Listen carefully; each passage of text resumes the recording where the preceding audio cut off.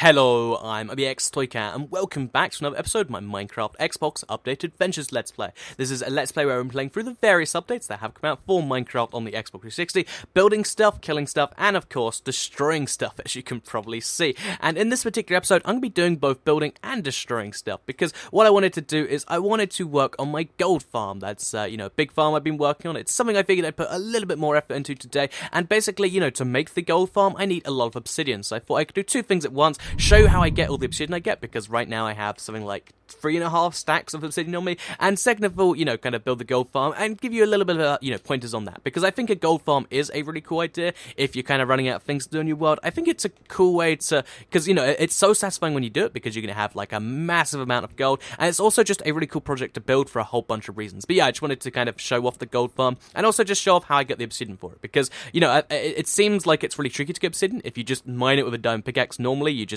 it takes something like, I think it's 13 seconds or 9 seconds to mine a block of obsidian. That's a long time. In Minecraft time, video game time, that's enough time to go downstairs, boil your kettle, put a microwave pizza in the microwave, I guess. I was going to say the oven, but that wouldn't make any sense. Eat the pizza, drink the tea, contemplate life, decide, exactly where you want to place the obsidian, and then have a few seconds left over to, mine the obsidian and be done with it. So yeah, it takes a long time to mine obsidian if you use a regular pickaxe. However, you'll notice it's taking me not too long. I think using an efficiency 5 pickaxe is got to be one of my favourite little tips when it comes to mining obsidian, because it seems so simple. Use the enchantment that makes you mine faster when it takes long, but in reality, it's not really that obvious to some people, and also, you don't know just how fast efficiency 5 is. So, if you don't know how to get efficiency 5, get 2 efficiency 4 pickaxes and combine them together, and you will never look back if you do, because, also, we need to just turn this all into obsidian. You'll never look back if you do, because it's such an amazing experience for mining obsidian. I think for mining stone, let me just quickly show you, it's a little bit excessive in terms of how fast it goes. So if I just minus the wall here, it's a little bit too fast maybe when it comes to some things. I think it's sandstone, sorry, that's too fast. I think efficiency 4 might be a little bit better for stone. Like, it's not worth the extra enchantment points. But when it comes to obsidian, I really do just, I think this is the perfect time, because when sometimes when I'm playing Minecraft, I just like to, watch a video or listen to a video, I guess, or like a podcast or something, while I'm going ahead and playing my Minecraft, mining my obsidian, and I really do think this is like the perfect amount of time to not require too much physical effort, like every 3 seconds I'm switching block, but it's also the sort of thing where I can put more effort into it if I want to. I can be like, oh, I'm gonna be really efficient in my obsidian mining, or I can not, and that's the sort of thing I really like when it comes to oh, is this gonna flow everywhere? Okay, it's not. That's the sort of thing I really like when it comes to doing an activity and listening to something. So yeah, pro tip for Minecraft, obsidian mining, very relaxing. If you're going to do it and you want lots of obsidian, make sure you get an efficiency 5 pickaxe. It's quite the amazing thing. So yeah, there's your pro tip for today. That's how you get a bunch of obsidian. That's how I have like 3.5 stacks on me, and the cool thing about this is not only is it, obsidian mining something that's kind of relaxing, but also because there's this big kind of like lava flow blocking the big kind of tunnel I'm trying to make here. It means that I can actually destroy the obsidian as a way to get rid of the lava, because otherwise I could just take it off in buckets or do something like that with it. But I think this way is kind of a best of both worlds scenario, because it means that instead of just ending up in a situation where, I'm carting off all the lava or I'm doing something like that, I can slowly mine it, I get a bunch of obsidian, and I can work on a project. So, yeah, it means I'm actually doing something with all the resources I take from down here, which is always nice to be done. So, yeah, I think we'll just mine a few more blocks of obsidian, and then let's go up and work on the gold farm, because you might have, double taken when I said gold farm, because I know a lot of people aren't familiar with it, but basically, a gold farm works by farming zombie pigment. I think a more accurate term might be zombie pigment farm, because you don't really call it a rotten flesh farm, you call it a zombie farm. But yeah, basically, it's a gold farm or a zombie pigment farm, and the basic kind of concept there is that every a nether portal has a fixed, like a low chance of spawning any zombie pigment every few seconds. It's very, very low, and it means that, every, let's just say, an hour or 2 hours or so, your nether portal will spawn a zombie pigment. It's pretty cool. That's not really a very good farming technique with a single nether portal, but if you get oh wow, it's dark. If you get a bunch of them together, then what you can actually do is you can, if each portal spawns 1 per hour and you have, 200 portals, that means you're going to get several zombie pigment a minute, and that's the idea behind what I'm doing. So let's go to sleep, because nobody likes going out in the dark, especially not when I've got the massive, unlit flatland, which some people, I almost take it as a compliment now, because a lot of people get curious and they're like, Toycat, did you play on Flatland and then build the mountain? And it's like, yeah, that's how much like flattening I've done here. I've flattened this so much that some people think that I started with the flat and then built the mountain top of it, which is, I don't know, I take that as quite the compliment to my my dedication to this Flatland. But yeah, if you're wondering, this is still going to expand. I've got to remove the mountain a little bit, and I'm kind of working on the way to do that now. But for now, yeah, let's focus on the gold farm, not on the Flatland. Because, yeah, the gold farm is this thing over here. So you can see I've already got something like, in fact, I could probably count. I've got maybe 30 Nether portals currently lit, and this is going to be about 200 Nether portals, which, again, should bring my odds of zombie pigment up to, like, at least 1 a minute. That's the goal here. And once there's 1 a minute, I can just go AFK for 10 minutes, come back, and then there's 10 zombie pigment to kill, and they're all going to be weakened by the full, and, yeah, lots of magical stuff happens. So, yeah, that's that. Anyway, while we do this, I wanted to talk about time, because in these Let's Plays, as well as giving you Minecraft tips, a lot of people are liking the real talk, fun talk, cool talk thing, and today I wanted to talk about time, because I'm recording this on Saturday, and you're watching this on Monday, of course, because it's Let's Play Monday, which, if you don't know, it's every Monday. But yes, I'm recording this on Saturday, because I intended to come back from my my trip to France and record it when I came back on Monday. However, something I realised this morning is that, in fact, my train to France, because if you don't know, in Europe you can Britain's the exception because we're kind of an island, but there are still trains from the UK to France, for instance, and that means I'm just catching a train and I'm going there. But the thing about it was I booked my train all in advance. It's kind of like a flight and everything, and I thought it was Saturday to Sunday. I just booked the 11th to 12th. I apparently never checked if it was a weekend. I just assumed like 11 and 12 really does sound quite like a weekend, and yeah, it turns out that it's not a weekend and that it's actually Sunday to Monday. So just like that, it's like I kind of have to move my days around, and it got me thinking, because I don't know if anyone else has come to this conclusion. Oh, there's all people down there, but basically time isn't a real thing. Time is kind of the human way of describing how things happen, and you might think to yourself, no, Toycat, time is actually... But, when you really get down to it, there's no physical time. It's kind of just how we measure... every 24 hours is how many times it takes the... 24 hours is how long it takes the Earth to... Is it the Earth? No, it's the Earth spinning around. It's. I was thinking, like, is that the moon spinning around the Earth? But no, it's the Earth spinning around on its axis. It takes 24 hours, or like I think it's 23 hours, 58 minutes, and like it's not exactly 24 hours, but it's roughly 24 hours. So hours don't exist. There isn't like a universe measurement of hours. That's entirely a human measurement. And I was thinking, it would be because humans are very weird and we use time even though it doesn't exist. I wonder if we ran into another species, if there would be no concept of time with them. If it'd just be like. I don't know, like, I think, oh, wow, we got 3 zombie pigmen, at least 2 down there and 1 over there. Should we go kill them quickly? Yeah, let's go do that. So yeah, this gold farm's getting pretty effective, so let's just quickly jump down. Please don't die. Okay, we didn't die. So yeah, okay, it's just the 2 zombie pigmen. But yeah, so I meant to weaken them, so they're 1 hit to kill, but it's actually 2 or 3 hits, which is actually kind of dangerous. But with just 2 of them, it's not too dangerous. And you should be able to see, except you don't because I'm unlucky. You normally are able to see, a few gold ingots spawn, but none today. So if we did get them, or rotten flesh, we put them in this chest and we'd go about our day. But yeah, let's go back up there. And yeah, I was thinking if we would when we eventually do run into another species, if there are other aliens or whatever, I don't think it offends any religion to say there are aliens out there, probably, right? Because, I mean, I'm not going to be one of those people that are like, oh, we've seen aliens 5 million times already. But there are probably, other people, there's billions of planets, blah, blah, blah, blah, blah. That probably means that there's going to be some other aliens. And I wonder if if time will be one of the things that makes humans unique. Because, on Earth, the thing that makes humans better than animals, or, different to animals, is that, humans can use tools. We, instead of just, using our claws to kill stuff, humans are pretty cool. We'll make a bow and we'll kill stuff like that. And it's this tool making that has made humanity such a successful species. Now our tools aren't really so much for survival, but we can make iPhones and we can make tablets and stuff. And yeah, I was thinking like.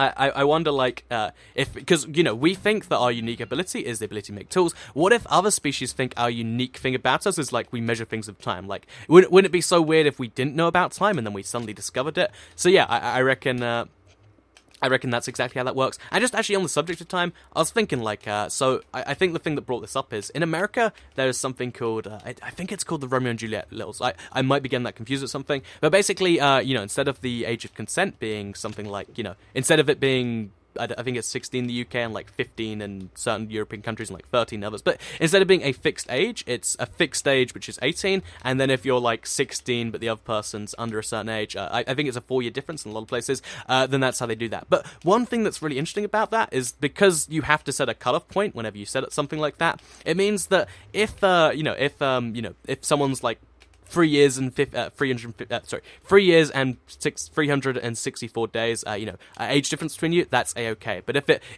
it crosses over to midnight, then it's not. And it's like, wait, how does that work exactly? And I know you have to set that somewhere, otherwise you end up in really weird situations. But it still feels so weird to me that, for instance, if drinking isn't legal in your state or your country until you're 21, and you're 20, and it's just before midnight, although you won't be punished legally, you should be, and it seems very bizarre to me, the fact that we're in this situation where literally our fake measurement of time, milliseconds or seconds, can determine the difference between spending years of your time in prison or not. I don't know. It's weird, it's funny, and just something I was thinking about. So yeah, time's a weird thing, and we use it. I reckon time is the thing that separates humans from others, like aliens and stuff. And I reckon it's probably not the most efficient way to think about things, because the way we think about time is like, okay, humans live. I think 80 years is the average across the world, right? That sounds about right. I think if it's not 80 above in the world, it's 80 in the UK. Either way, humans live till they're 80, right? But because we think of that in years, we never really truly think about, we don't think about what we do as a series of, actions. We think about our lives as a series of times. So, some people are like, instead of some people enjoying their days and trying to get the most out of them, they'll be like, I can't wait till work's over in 2 hours. And instead of focusing on the actions you do in that time, we're paid per hour. We're not paid per action. So we don't think about doing things. I hope I'm making sense. I'm going to try and move off the subject in case some people have been like, Toy Cat, are you like, I don't know, stoned or something? Because you've been talking about time for a long time. But yeah, in all seriousness, time is a cool concept. I could probably discuss it for hours, but I'm not going to. So let's instead discuss something I was thinking about recently. Because I've had a lot of conversations with random people. I'm usually not the type of person to just start a random conversation or speak to a random person. But let's play some blocks there. But today, basically, I decided to not today. Yesterday. Wait, today is Saturday, so Thursday. A man just sat opposite me on the train, and I had a good seat. So I was like, I'll let the man of the Burger King just eat across from me. That's fine. I'll try not to take offense to that. And he actually starts talking to me because I don't know. Like, apparently he's a sociable train man. Usually I think it's like train law in the UK that you don't just start conversations with people. But this man doesn't care about the train laws. He's got more important things to worry about, I guess. Also, I think I'm gonna actually finish this farm today. Because there's only a few more connections to make yet. But yeah, basically we started talking, and we started talking about very bizarre things. Like he was trying to explain the concept of cricket to me. I think I explained the concept of YouTube to him, because lots of the time I just like to say I work in media, but today I was just like, oh yeah, I make YouTube videos. That's what I do. He's like, oh, I sell art, and it's really weird that I think the thing that makes you'd figure the way you'd get to know someone the best is to talk about the big things, to talk about what they do for a living and all these sorts of things. But in reality, like I said, I spoke about them, but I spoke about them kind of last in the conversation. That the things that started the whole conversation and the things that kind of made the guy like me and made me like him is the small things. I think it's very, very weird, but discussing the big things isn't something, even though, it's the best way to get to know someone, the best way to get someone to, want to know you is to talk about the small things. Talk about, this afternoon you went to this weird shrimp restaurant and a man stared at you funny. That's a story you can bond with someone over. However, if you tell him about the fact that, you're a computer science major, then he's going to be like, oh, that's interesting enough, I guess. And yeah, it's funny, but the best way to show your friendship with someone is to talk about the small things. And yeah, that was bizarre to me. So I actually need to just take some ladders and make a way up to this thing, because it's very confusing to get up and down this thing at this point. But I do now have quite the nice string of nether portals. I think But actually, I can probably work it out if we go to the side here. So we've got something like 10. Wait, 1, 2, 3, 4, 5, 6, 7, 8, 9, 10. Okay, we've got something like 12. Two layers, so that's 24. We've got 4 rows, right? So yeah, 4 rows of that, so that's 100. And then the ones in between, which is another 12 times 2. I think, yeah, this is 200 nether portals, almost exactly. And as you can see, even while we've been working, we've got another 2 zombie pigmen. And I think we could just keep on going on like this, which is going to be pretty awesome. So, first of all, I do need to sleep, because I do not like the nighttime with the big field of, creepy crawlies, I guess you want to call them. Mobs, dead people, the things that want to kill you. Yeah, lots of terms work with those. And yeah, let's make sure those don't spawn while keeping our zombie pigmen in check. Because one thing you want to always bear in mind in these farms is you can't... Oh, we got a third one. You can't go too far away from the... You can't go too far away from these zombie pigmen, because if you do, what will actually happen is they'll despawn. So always make sure that, when you're working on the... Oh, I got my first gold nugget. That's nice. So yeah, it looks like it's... I thought it was a 50... Oh, we got a gold sword. That's nice. That's very nice. So... I think we could probably use this gold sword. Oh, okay, he's going to attack me. Okay, so let's just kill you one hit in the gold sword. And we got a second gold nugget. So, you can see, just like that, even though this wasn't the most efficient way to do it, I did, in fact, get myself 2 gold nuggets this whole time. So yeah, very, very nice right there. I'm sure more will spawn as I'm doing this. And in fact, I could probably... There we go. One spawned literally there, and you can see how this works now. So he's going to walk along the trapdoors until eventually what happens is he falls down onto the ladder. He'll try and climb up for, a few seconds until he stops walking. As soon as he stops, he suddenly falls. So let's show you. Or at least, let's hopefully show you. But yeah, as soon as he stops walking, he's going to glitch for a little bit first. But he should... There we go. Then he takes massive full damage. It's meant to be enough to, weaken him down, but I think because they have armor, it's not that simple. And then we just deal one hit, and we get rotten flesh and some gold nuggets. So these gold nuggets will eventually add up to be something pretty cool. That's the dream anyway. And yeah, even with not all these portals lit, it's really a pretty cool place. So yeah, I'm going to keep on working the efficiency of this thing. It's been a really fun little farm. And yeah, that's the gold farm. That's how I mined the obsidian for it. And yeah, that's that. So if you're wondering what's going to happen next week, because next... Oh, wait, do you see something over there? Yeah, there's XP. Okay. So basically, next week is episode 250. A lot of people have been asking me to do a world tour, and I used to do these every 100 episodes, but that was before it turned into a weekly thing. So since I think it's been weekly for the past 50 episodes, it's probably been like a year since the last showcase. I figure because I've done, I've taken the sugarcane farm to the top, on multiple levels now. I've done this big flat lap. Also, wait, is that way shorter or is that perspective?